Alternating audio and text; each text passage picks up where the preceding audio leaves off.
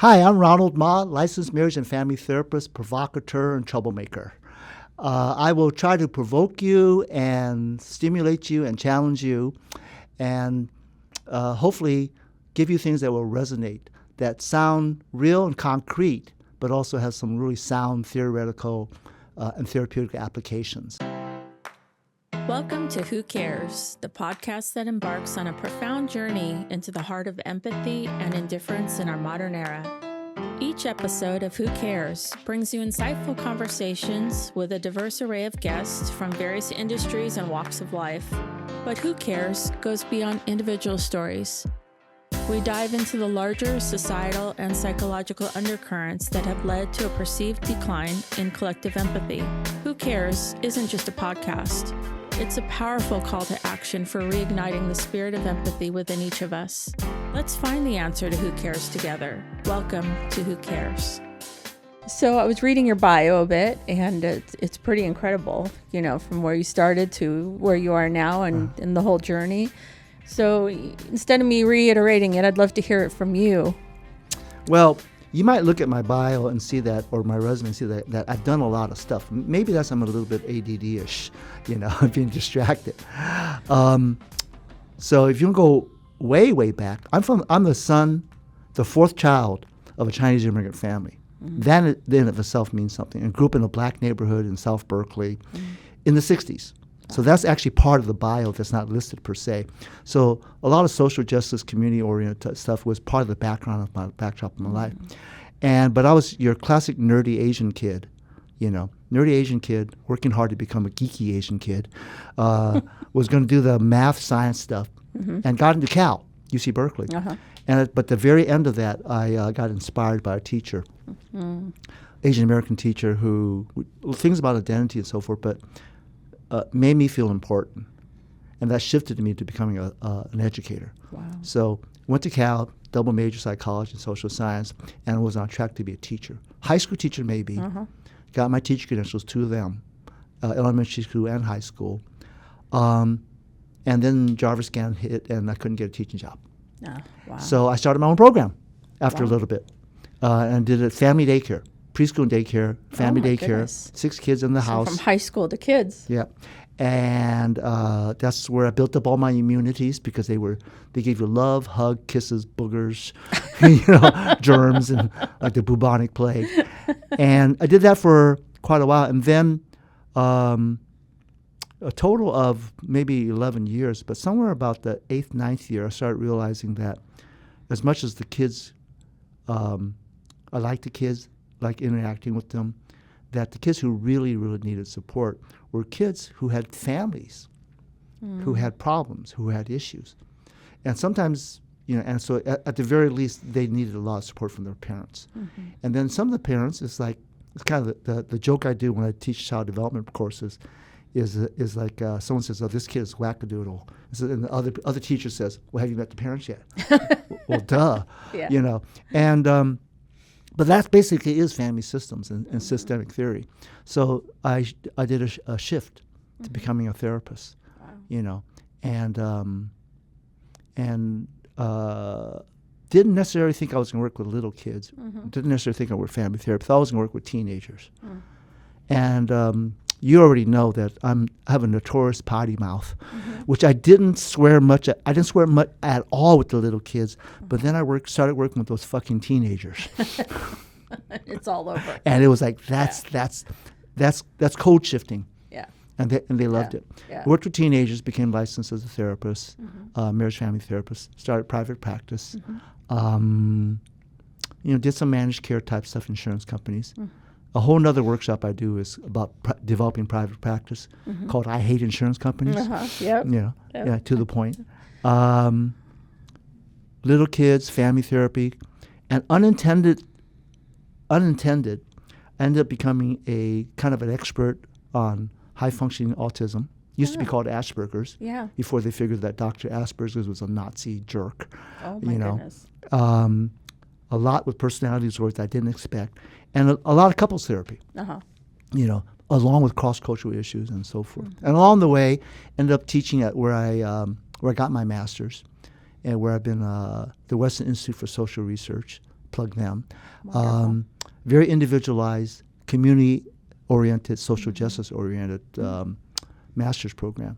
So I've been doing that probably since I got, from before I got licensed, actually. Wow. And then been on the various committees doing trainings for child development organizations, and then also for the California Association of Marriage Family Therapists, which I think that's where you saw me. Yeah. And One of the ended up being on programs. committees and board of directors at times. I've done 7 years on the board of directors. I did Wow. 6 years, did 6 years on the ethics committee, other committees as well. Wow. So all that, kind of goes together. And I'm married to the person we started dating when we were 19 years old. Wow. And I have 2 adult children who are sane, which is actually part of my credentials. impressive. That's part of my credentials. Yes.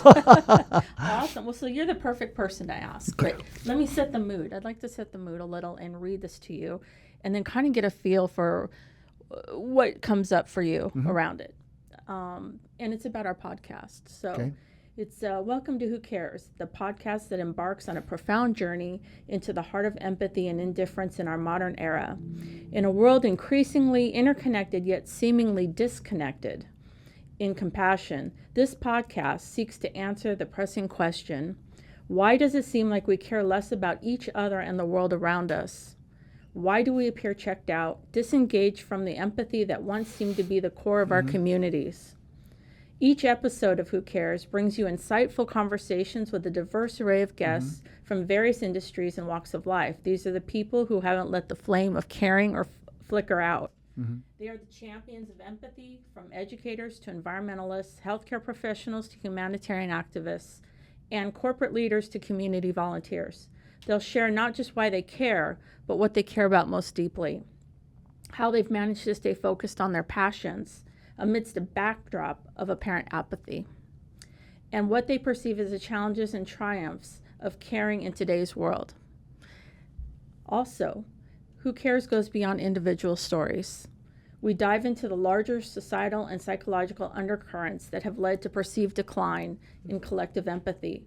What makes some societies more compassionate, while others seem engulfed in indifference? How do different cultures nurture or neglect the spirit of caring? It isn't just a podcast. It's a powerful call to action for reigniting the spirit of empathy within each of us. So I'd like to know, what do you care about? Let me jump into saying something that is provocative, but I think is really relevant. First of all, when I gave you my story, within my story, I mentioned this teacher that inspired me at the end of high school. And what it was, and part of that was in terms of ethnicity, identity, in terms of being Asian American and so forth. But the reason she inspired me was that she made me feel important. She made me feel that I mattered, and that was huge. The background story, and I'm a storyteller, is that, so I go on this retreat, Asian American Studies retreat. The 2 of my friends nudged me about, an old friend and a new friend, and I'm inspired because we're talking about identity in terms of being Asian and so forth. And there's an invisibility that sometimes people have, and there's a cultural invisibility that maybe Asian kids might have too. But I felt important. And then and we came back from that retreat. On Monday, I was kind of high from the retreat, and my 2 friends said, Come to Linda's room. We hang out there at lunchtime. We hang out there after school. Come to Linda's room. I go, I'm really not sure. But I'm kind of, just as I was sick and tired of feeling not important, I felt, well, maybe I should go do that. And when I got to that room, I started to open the door. And as soon as I opened the door, I heard this burst of laughter, energy. And there's Asian kids, Asian American kids, some non-Asian kids who are also their friends and so forth, and just energy of floating on everything else. And it was just a burst of energy. But as soon as I opened the door, sitting across from me was Linda, sideways, all 5 feet tall of her, maybe 3 foot of hair, eating her sandwich. And as she's eating her sandwich, she turned her head and she looked at me and she goes, "Oh, hi, Ronald." And my heart leapt into my throat. And I thought, she knows me? You were being seen. She knows to know my name? I'm important enough to be seen and known? And that's what inspired me toward human services. First was going to be education, to make someone feel that they mattered. And there's a basic existential question, which is that if a tree falls in the woods and nobody hears or sees it fall, did it really matter? Well, the human existential question is, if I feel, if I am, if I want, if I have joy, if I have pain, and nobody notices it, do I matter? You know. So actually, I'm going to say something that's pretty provocative as well. Abuse has one message, and that one message is you don't matter. I cause you pain, I cause you terror. That don't matter because you don't matter. Sexual abuse is I touch you in ways that are inappropriate, beyond your developmental capacity, mess up your ability to have relationships and intimacy for the rest of your life. That don't matter because you don't matter.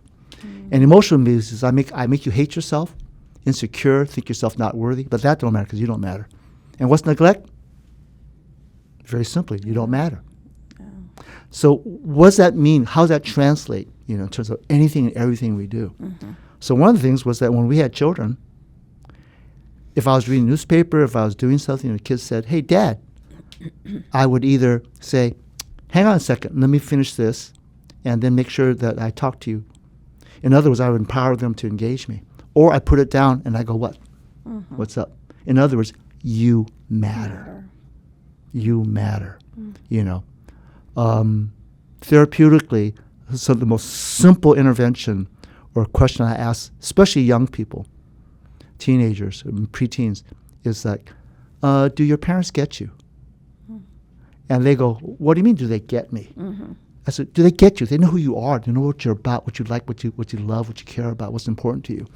And unfortunately, sometimes they go, no, they don't get me. And then I ask, well, does anybody get you? And some of them say, well, some of my friends get me. And then, I still am an adult. I said, yeah, they get you, but they're still knuckleheads just like you are, because they don't have much life experience. And then we interact. We talk about stuff, and there's ways to listen, which is way more than just going, There's ways to listen to show that you're listening by asking certain relevant questions, for giving information, and so forth. And after about 10, 20 minutes, sometimes I ask them, by the way, now that we've been talking for a while, does it seem that I get you? And every once in a while, one of the kids will say, yeah, it does seem like you get me. You mean I get you more than your parents do? And they go, well, actually, yeah. And then my response is, that's cool for us, but it's majorly fucked up between you and your parents who've known you your entire life. To be heard, to be seen, Why not, though? And then about the empathy, it's a classic existential question if you do existential therapy, mattering. And if you've done couples work, sometimes you see this couples thing where they seem to have this competition, which is if I feel this, you don't get to feel that. And it's a battle, the battle to take precedence on the top of the mountaintop. Right. It's a feelings competition. Right. For me to empathize with you, I don't get to have mine. So in that case, they can both coexist. Yeah. In that case, it becomes a battle to throw the other person off the mountaintop. Emotionally, spiritually, existentially. And of course, if we have that battle, and I throw you off the mountaintop, what are you going to do? You either get to lie on the ground crushed, or you're going to come crawling up and get that motherfucker. Get the vengeance, the resentment. So, but then how come?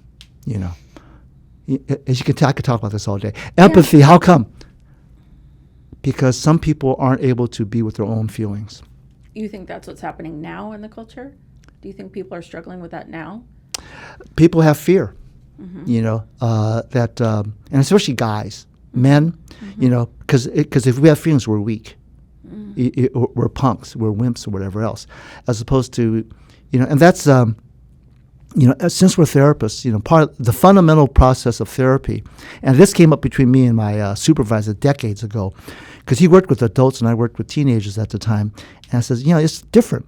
And he says, yeah, because they come in like this. And to articulate it, I said, well, they come in and they already are introspective. They come into therapy knowing that they need to look into themselves. As they're introspective, either they have insight about themselves or they're seeking insight. But along with that, they're also emotionally connected. connected to their own feelings, their own feelings. And they're also emotionally articulate or trying to learn how to be articulate. And they're invested. And sometimes their investment is because life has gone to hell. Yeah. Relationships have gone to hell. And like that framework of development and working with some of the preteens and teenagers is they have trouble being introspective. They have trouble being insightful. They're taught not to be connected to their feelings. They don't have emotional language, and they're not necessarily invested because they're scared. So sometimes you're teaching them emotional language, but you're prompting them to be introspective and insightful. But that involves empathy. Right. Your empathy, recognizing. So almost like a model for them is what you're saying. Yeah, and did they learn that or not? Did they learn that or not? It's a classic interaction. This classic stereotypical heterosexual interaction, this couple, and she wants him to be more emotionally verbal, to be more expressive, to be connected with her. And he doesn't want to do it, and he pulls back. And he might even say, well, because I don't like conflict. Yeah. And then I ask him, says, well, conflict, what do you mean you don't like conflict? And he says, well, I don't like conflict. I said, so how did your parents fight? How did your parents be upset, frustrated, and be angry? And sometimes the guy goes, oh, they were horrible. They screamed, they threw stuff, they were abusive. And I said, so it scared the hell out of you, right? And they were hurtful to each other. He says, yeah. He goes, yeah. So I don't want to do that. So, and this is me being speculative. And different therapists have different styles, but I'm a little bit more direct. And it takes skills to learn how to be direct that way. But so I say to him, so when you were a little kid, you swore to yourself, I will never do that to my children. I will never do that to my spouse. So he knew what not to do. Right. But he didn't know what to do. Right. And then I look at the wife and I go, you realize something? What you find him not being available, not being engaged, as being rejected and not loving, is actually an act of love on his part. She goes, what do you mean? It's an act of love. Because he's trying not to be the monster his dad was. Yeah, he's protecting her. He doesn't protect her. And she kind of goes, and then I look at him and says, isn't that so? And he kind of goes like, busted, But then to be able to risk that, which literally speaking, I will, sometimes in couples therapy, I will tell people, they say, we fight too much. I said, no, you just don't know how to fight well. Because fighting is how you get resolution. Well, it goes back to what you're saying, too. You matter. Right. Yeah. You matter if I'm engaging with you in discussion. If you ignore me, I'm going to poke you until you respond. Yeah. To let me know that I matter. Yeah.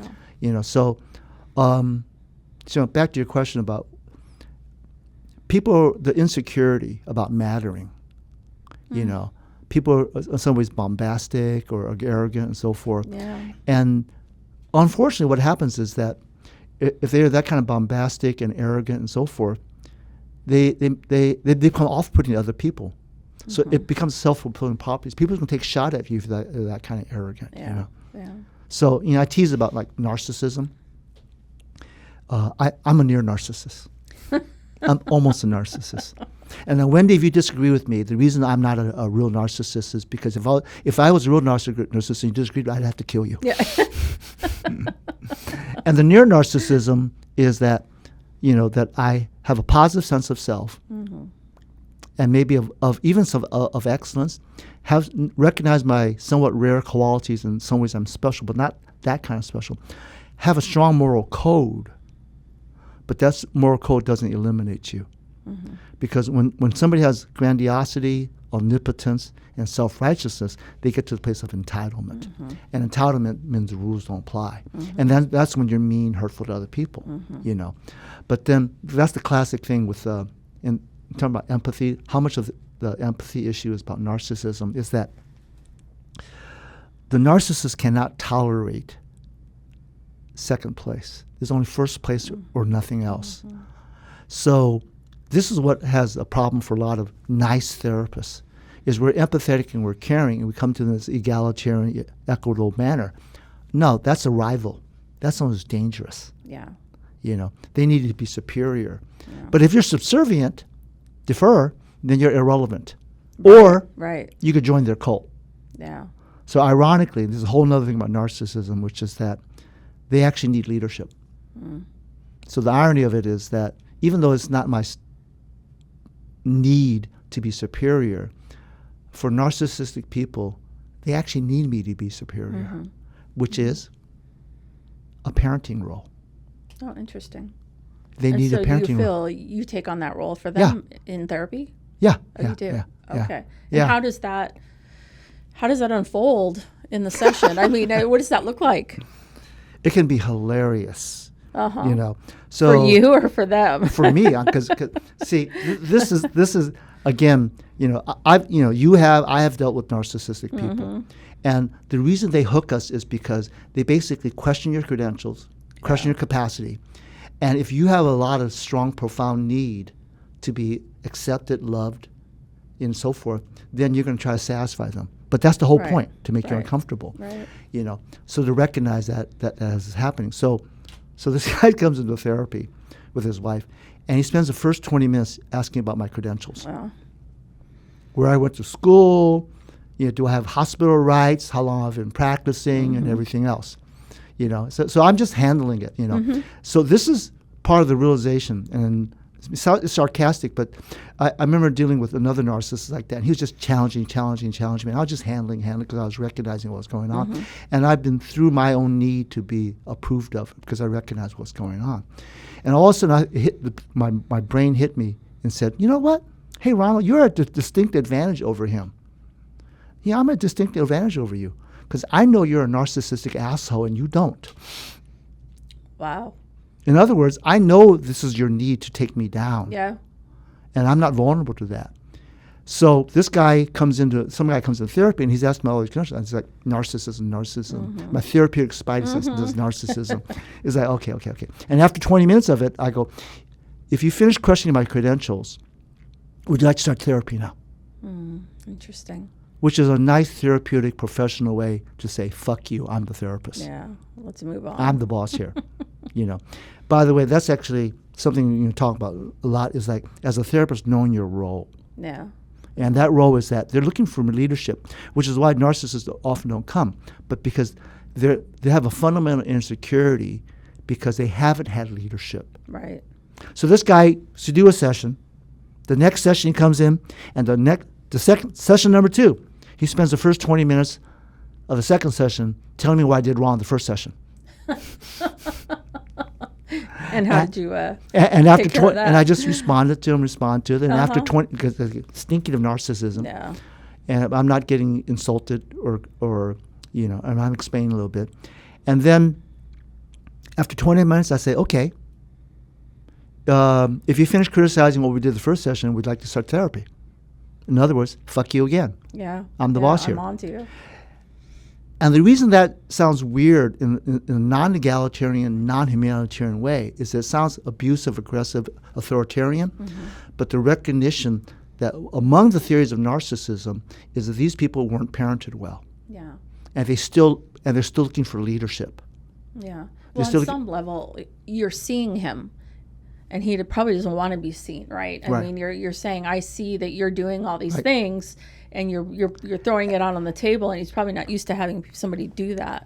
And actually, there's another thing that goes with that is that adolescents, I call it stage of natural narcissism.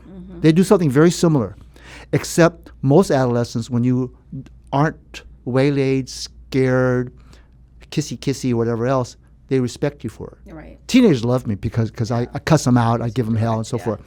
So we do the session, and this is the thing about handling it. It's about passing the test. Am I qualified? Am I credible enough? Am I going to be scared or intimidated or not? And at the end of the session, he says, as he and his wife was leaving, can I talk to you about something without my wife here? And I go, no, you can't, because I don't keep secrets. He says, well, what if I tell you and you decide that we need to talk together with my wife? I go, okay. So she goes to the weight room, and he then proceeds to tell me this really deep, dark, difficult secret. I go, okay, we're going to talk about it with her. Okay?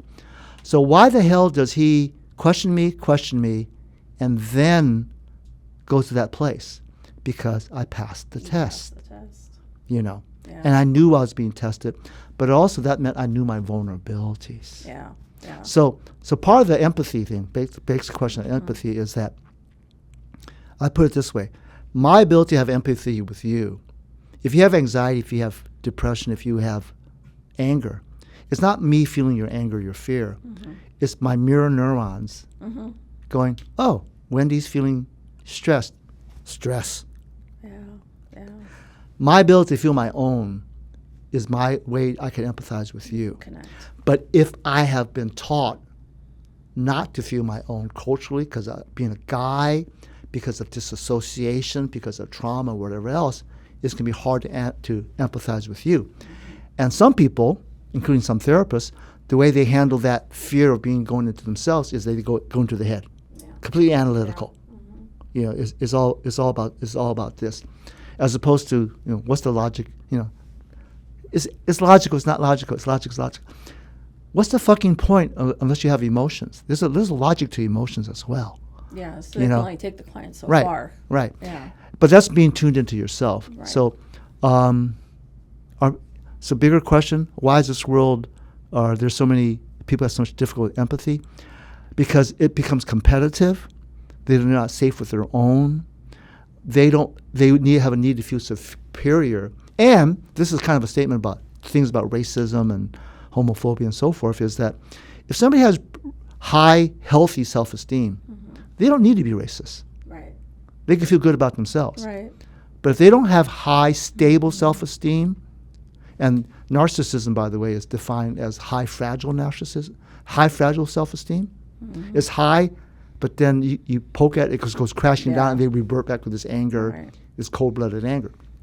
But high, stable can handle it. So I don't need to feel better than you because you're a woman, or because you're a different race or religion or different sexuality, because I feel better than you. No, it's like I can understand you, I get it, I get your humanity, because what? I get my own humanity. Yeah. So empathy, how much empathy do these people have for themselves? How much compassion do they have for themselves? So that would be the disconnect. And do you notice that more now in the world than ever? Or, I mean, that seems to be my impression, that people are checked out. You go places and they're just, they're going through the motions. They're not really connecting to people. Even at their jobs, they're just kind of doing whatever they have to do to get by. I take a walk every morning. I go get some food, but I take a walk every morning. And I notice how many people, or how rare it is that when I take a walk, the people actually look at me. Yeah. Give me eye contact. Yeah. And then some people actually look, smile, say hi. I'll say hi to them. Some people, I ambush them on purpose, like, oh, hi, good morning. And they kind of go like that, and then, but some of them smile, and others just like, they don't know what to do. Yeah. Because they're so self-absorbed, Yeah. Is that what you would attribute it to? So that's some of it, but it's also like atrocities, genocide, hatefulness, sexism, patriarchy, misogyny, race, all that's always existed. What hasn't existed is the internet and social media. So this is kind of sensational, but there's a researcher, I read about him, named Gregory Stanton. He writes about genocide. And he says something that translates amazingly well, which is that the first step to genocide is always the dehumanization of the other people. So when Hitler and the Nazis made the Jewish people degenerate, then the Holocaust made sense. When some people make queer people, degenerate, then killing them, Matthew Shepard gets killed on a fence in Wyoming or Montana. When those are illegal immigrants, wetbacks and so forth, then letting them drown in the Rio Grande is just fine. So the first step is dehumanization. Well, the internet automatically creates two steps of separation, because if I interact with you rather than in person, it's my avatar and pin on the internet that's responding to your avatar and pin on it. Basically, the way I put it is that I could throw a rock at you and hide behind a tree. Where before there's a responsibility. Right. You actually hurt people. Yeah. Which is interesting, it plays out with that, because I am Chinese, American, Asian, and so forth, is that I get people who sometimes who have racist or prejudiced attitudes and so forth. But I go, and here I am right in front of you. And it challenges them because there isn't that distance. Right. So does society facilitate connectiveness? And that's also, an idea of community. In other generations, including the United States, most people grew up in 3, if not 4-generation households.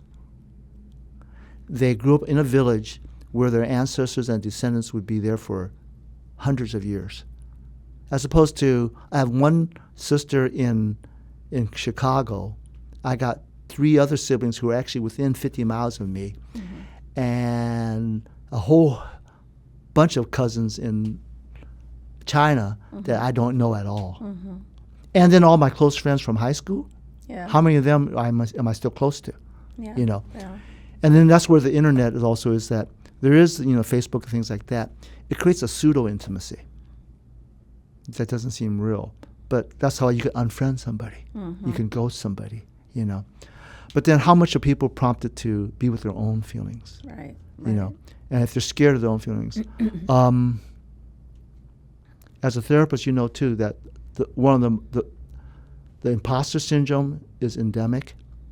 The not being good enough is huge. Differentness is people's sense of differentness.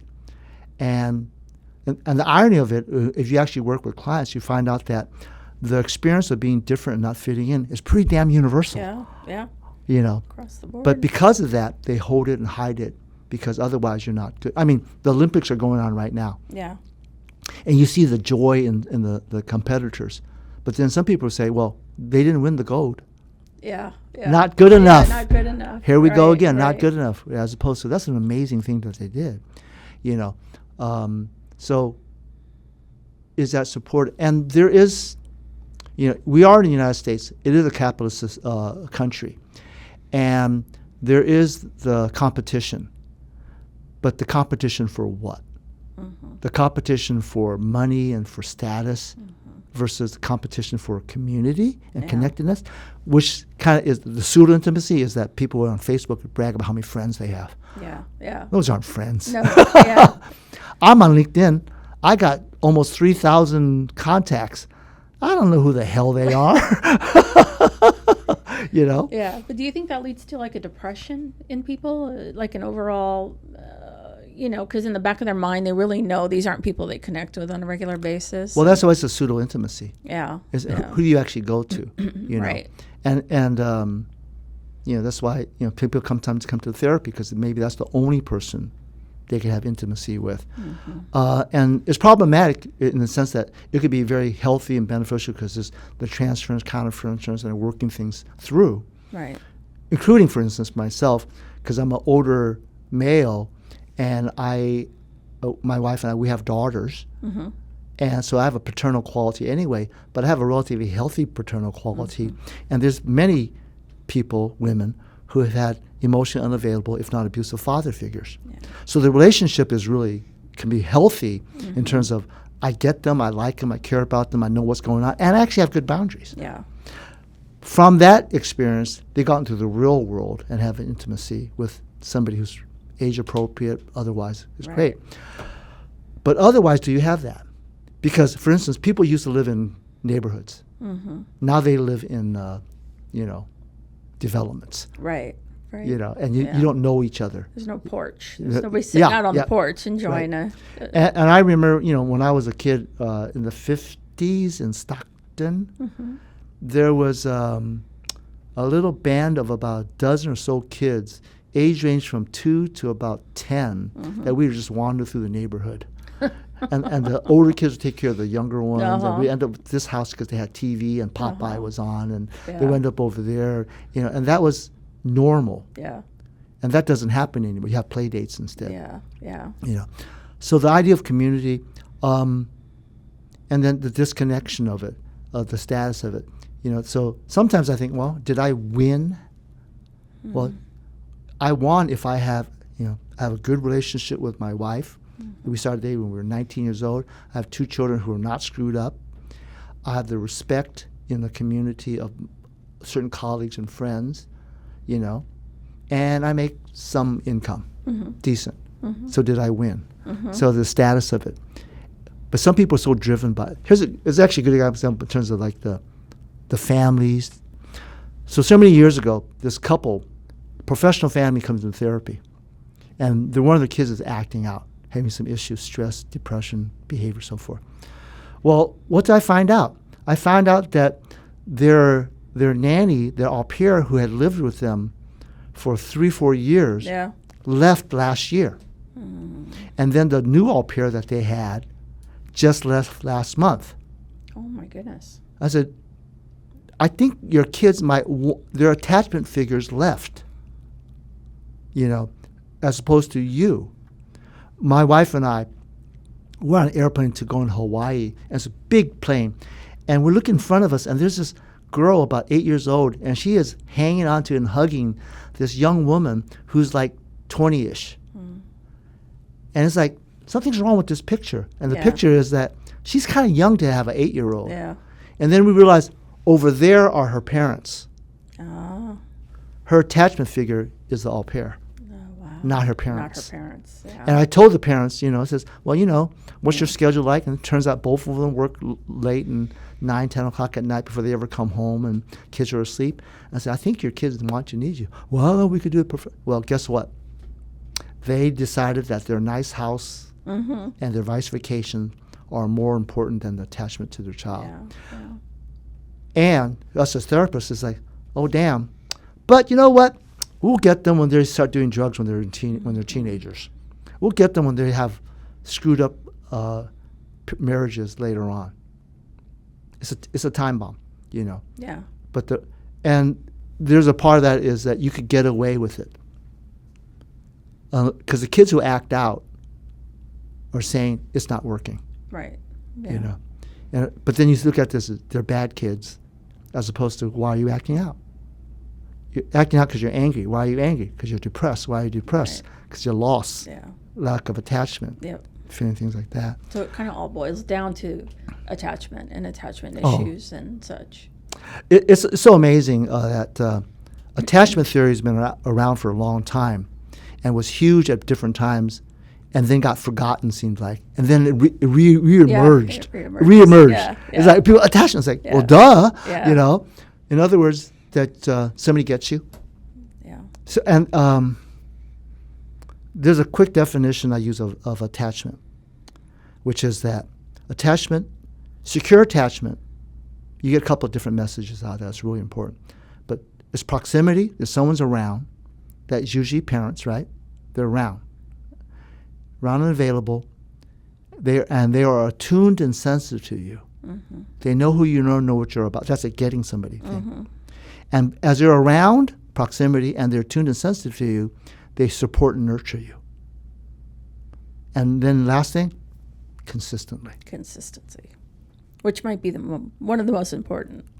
So taking somebody on a fancy Hawaiian vacation, giving a fancy computer, iPad, the nicest toys, the big flash tasks, putting them in all these fancy classes and stuff, that's not necessarily consistently. Yeah. That's sporadically. Yeah. And what you get out of that is you get a secure attachment, which is also a couple of different things. One is you get a message that you're important, that you matter. Mm-hmm. Remember, you don't matter, abuse? Right. That you matter. And the other one is you get a sense of resiliency or survivability, because no matter how attentive and caring your parents are, they cannot be there 100%. And you don't want them to be 100%. So you have to wait, and you find that you can survive it. Mm-hmm. Otherwise, you can't stand it. You have to have them out to you. That's the person middle school or older that texts you every 15 fucking minutes to make sure that you're available. That you're there. Yeah. Yeah. And I actually was talking to one of my students about this, and I liken that to like the theory of borderline personality. Mm-hmm. Borderline personality disorder, afraid of betrayal, abandonment, rejection. That's very analogous or comparable to anxious attachment. Yeah. Yes. That they're afraid. And it said that this one person, case study, she ends up having a lot of sexual liaisons with other men, even though she's with somebody, because she expects to be rejected, and it messes up her life. I said, but you know what? I realized, why that makes sense? She's attaching with another one, the next person, because she expects that person to break up with her. But you know why she suspects that person to break up with her? because she isn't really attached to them. No, not to anybody. He's a placeholder. Yeah, right. He's the convenient one to fill the spot. In other words, like I tease about, you get to the place of being desperate and lonely, you can't handle it. Next thing you know, you're at the club and skanky do looks sexy. Yeah. They'll do. Yeah. They're a placeholder. Right. But you actually know you're not committed to it, and you're not loyal to that. That means you go off to do somebody else, which you realize, oh, they're doing that too. Yeah. So basically, because of self-fulfilling prophecy in that dynamic. Yeah. So the broader picture, the smaller picture, and then, if you see what's happening in the political world, people don't disagree. They annihilate each other. Yes. They humiliate each other. They shame each other.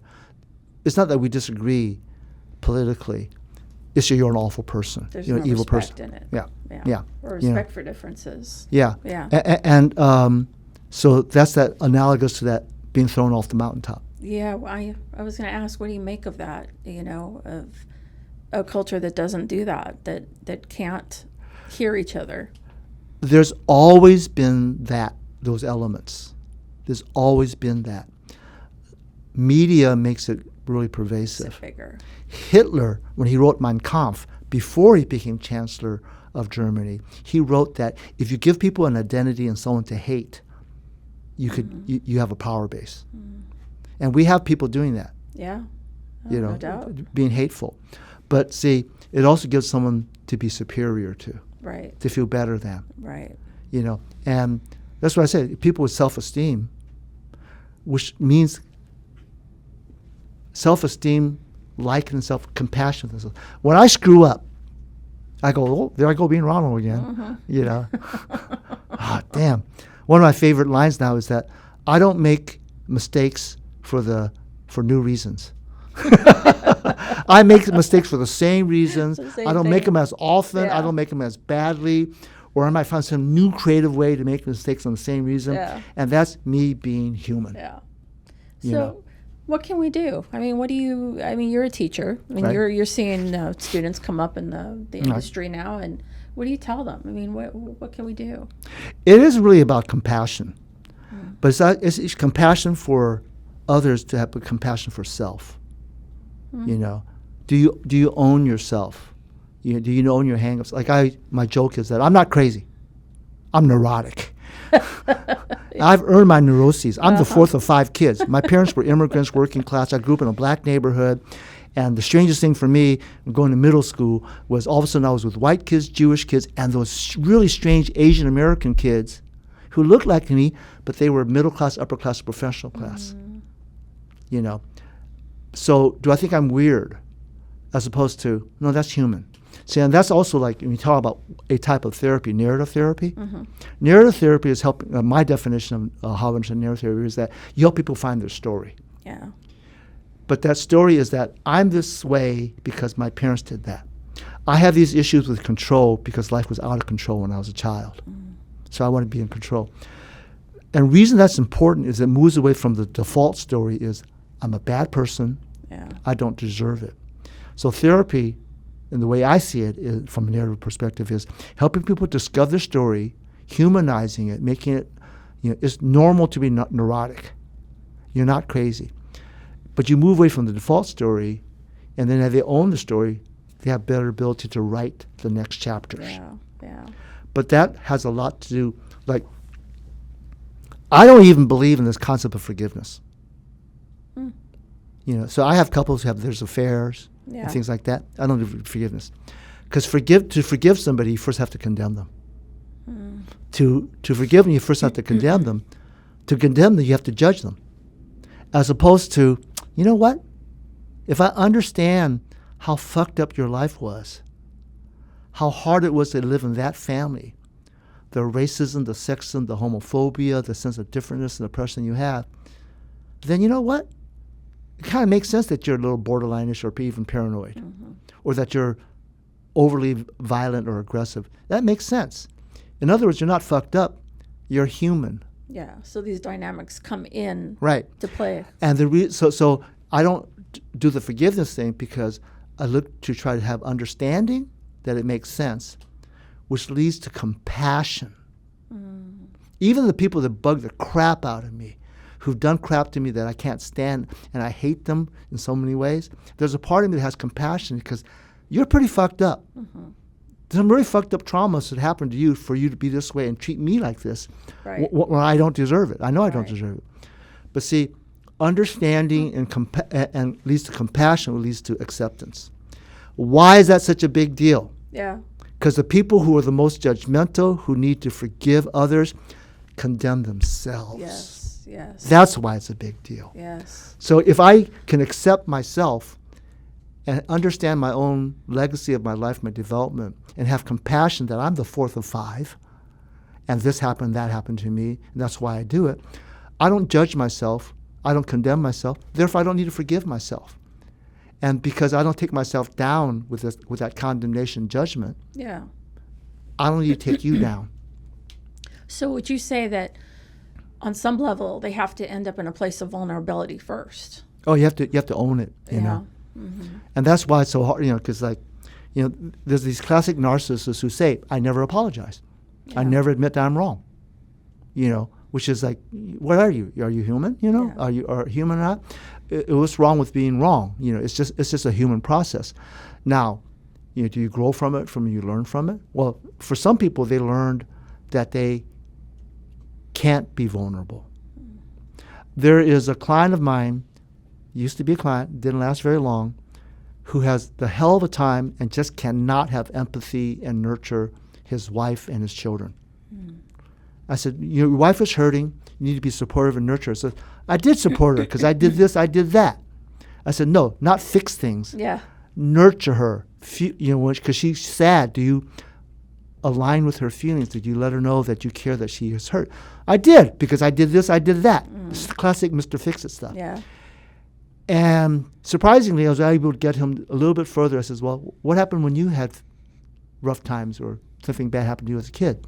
Because I knew it had to be something deeper. And it turned out, so he comes with this story that he was riding his bike as a kid in the street. He falls down and he just busts himself up, bumps and bruises, skins his knee and everything else. So what did your father do? Did your father support you, help you, nurture you? Yeah, he told me to get the fuck out of the street. Well, did he nurture you? He told me stop being a pussy and stop crying. Was that supportive? Yeah, it taught me to be strong. What it taught him was that it was shameful to have vulnerabilities. So why does he not have empathy for his wife? Because to have empathy for his wife, he has to connect with his own vulnerability. It wasn't cultivated. You have to experience your own, and that actually is that basic humanistic orientation. I know you by knowing myself.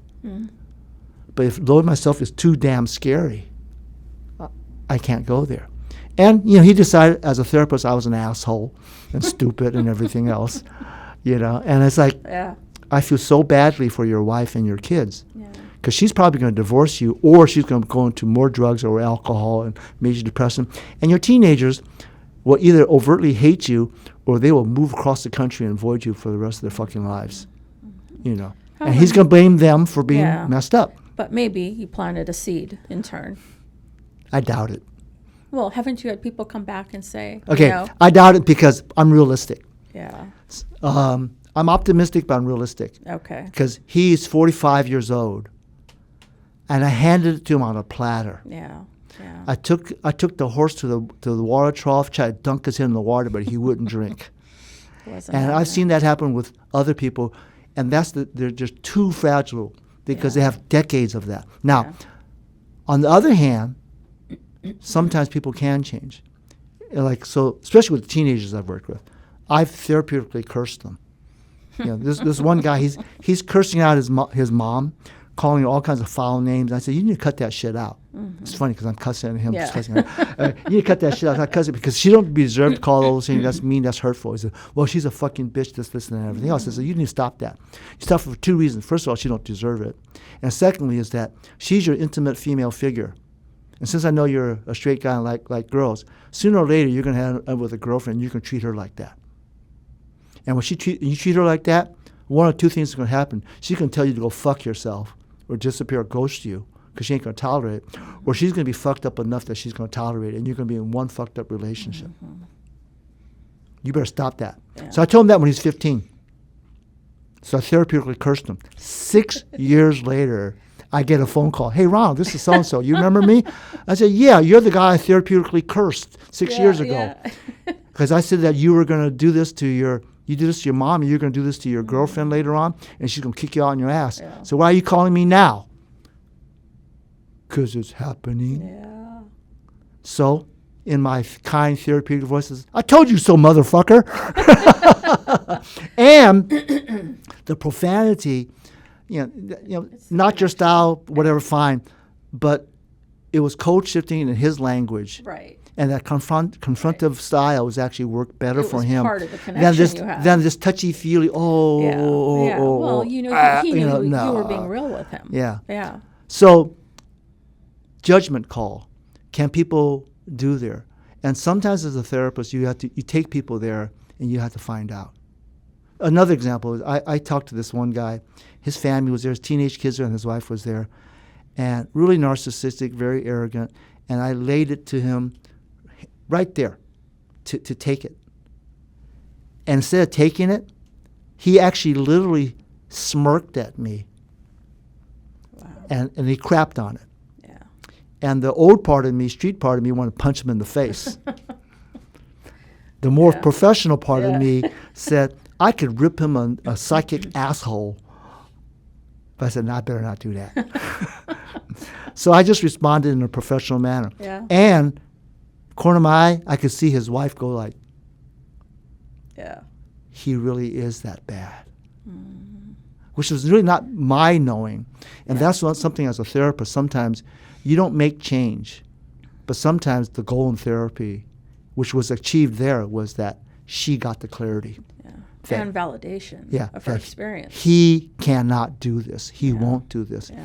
And I run into her several months later at a farmer's market, and she says, I've set my ducks in a row. I'm ready to divorce him now. Because she said she saw it. Yeah. And I looked over at the kids, quickly, and the kids are going like, there he is, But he's so caught up in it. Yeah. He can't. I'm not that romantic.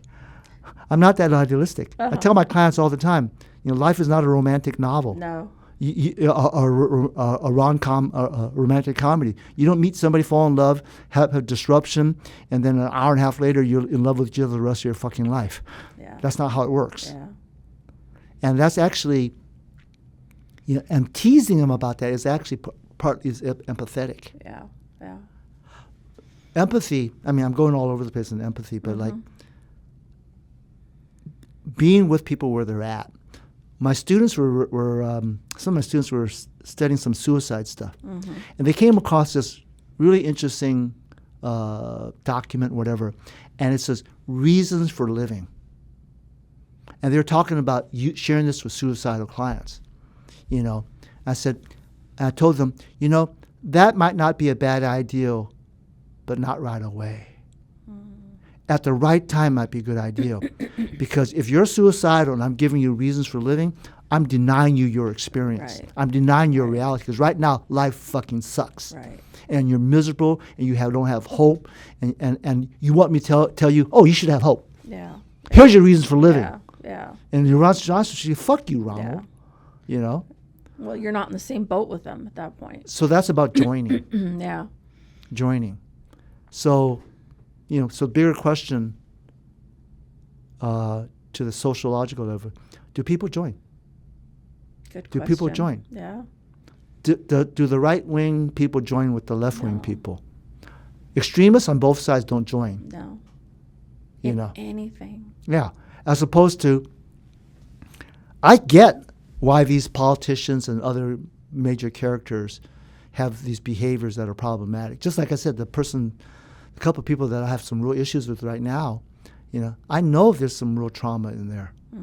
And I feel for them. Yeah.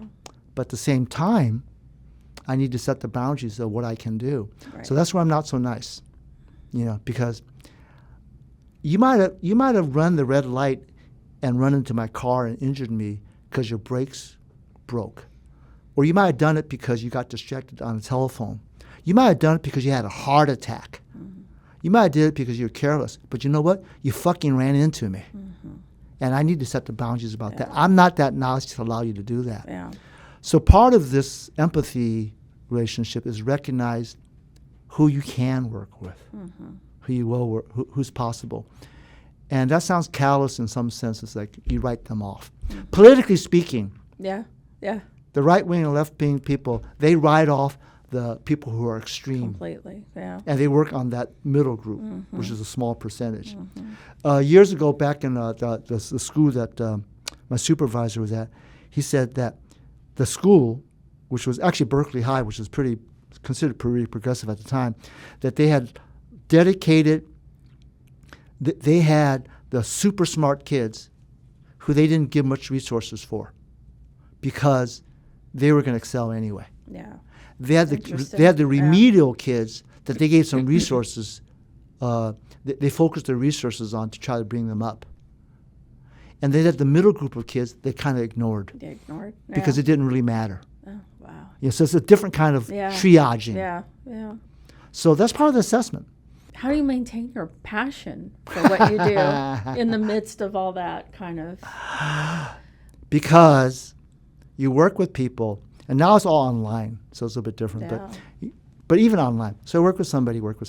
Things happen. Sometimes it's a grind, and sometimes they get it.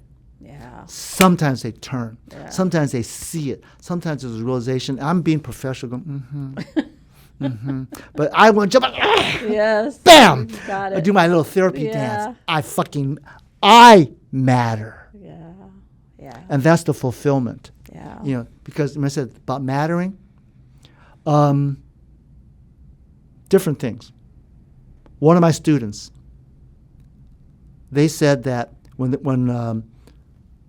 they graduated, they're in they finished their master's, they're an associate now.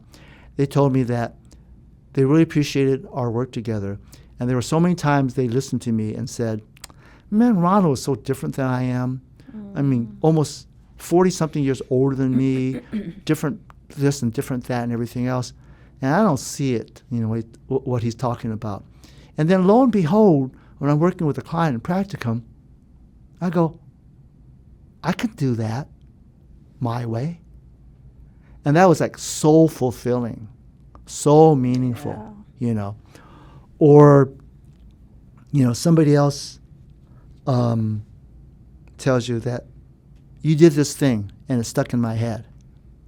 Or, see, and this is the part of therapy which is sometimes it's the transference, countertransference from that theory. Now, that happens a fair amount. I alluded to it with these oftentimes women, not necessarily young, but oftentimes young women who've had emotionally unavailable father figures, if not abusive father figures. So why are they so wonderful and charming? Because they spent their whole fucking childhood trying to charm that asshole to pay attention to them. Yeah. And as a result of that, they get a little bit older. They meet this nice guy in middle school and high school. Boring! Because they don't do crap for me because that doesn't mean anything because I need to find some biker meth head asshole to get him to love me, care for me, to prove that I'm worthy. Yes. And they go one after another. And sometimes I meet people when they're older, they figure this out. Or in therapy, they come. And here I am, paternal, male, sane, caring, nurturing, with actually good boundaries. And we actually talk about it overtly. How come this works for you? Yeah. And they say because this, that. And then lo and behold, during the therapy, they meet some guys, then another one, and then they're at a point, tell you a cute story about that. So this woman would go through all that. She actually comes to therapy after she comes out of hospital because she was suicidal. She's like college age. And we go through all that stuff. There's different reasons why her father was unavailable and everything else. And we talk about how come it works between us. And we talk about it. And then one day, she says, she's meet this guy, not good stuff. Then she meets this other guy. And she gets invited to the birthday party of his younger sister, who's in high school. And they go shopping. They go shopping for her. And the guy pulls up this blouse and goes, oh, this will work for her. This is a good color for her. And she's going like, oh my God, this guy actually knows what colors her sister looks good in? Yeah. You know? And they go to the party, and everybody loves her because she's wonderful and charming. The sister opens it. Oh, this is beautiful. This works. It's a great color. And he's going, yes, bam, I killed it. Bam, you know? And I look at her and go, this one's a keeper. Yeah. You know? And she had shifted. Yeah. And then the rest of that story with her was that then she wanted to try a relationship with her father. So she resumed a relationship with her father, even though he'd been disconnected for several years. And so they started going for lunch, things like that. But she said, Ronald, I had to try it one more time. Yeah.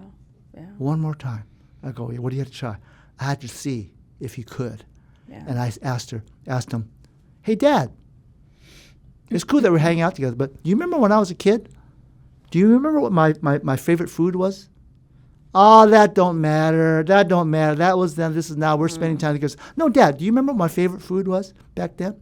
Nah, that don't matter. It's just that we're spending time now. We enjoy this stuff.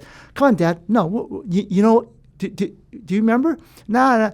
And she looked at me with this finality of loss. Yeah. Said, you know what, Ronald? He couldn't do it. Yeah. She was grieving. And she was grieving, but there was a finality. She grieved it. She realized that she could not get it from him, and she compartmentalized it, grieved it, and because of that, she stopped chasing after him. Yeah. And stopped chasing after surrogates like him. Yeah. And she was ready to move on. But only because she saw it. Right. Is possible for her, right? Yeah. See, and part of that is like, I'm not a girl. I don't have that with my parents, but me wanting to be valued, me wanting to be understood, me wanting to get it. Hey, whole nother story. One of the best presents I ever got from my wife was a box of potato chips. Because they're the ones I crave and wanted. And I feel so loved with these potato chips. She got me, you know. Which is also why I said, when I'm out and about, I'll buy her dark chocolate.